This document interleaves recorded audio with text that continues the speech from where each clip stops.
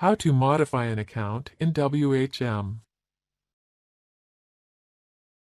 This demo assumes you've already logged in to WebHost Manager. Now let's learn how to modify or edit an existing hosting account in WHM. Click Account Functions. Then click Modify an Account. Click the account you wish to modify.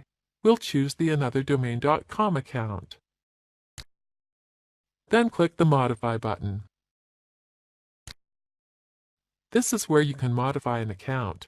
You can change the cPanel theme, the number of allowed email accounts, mailing lists, MySQL databases, FTP accounts, subdomains, parked domains, and/or add-on domains.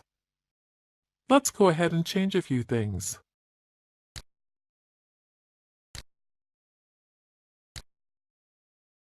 When finished, click Save. If there is a conflict between the package and your chosen settings, choose one of these options.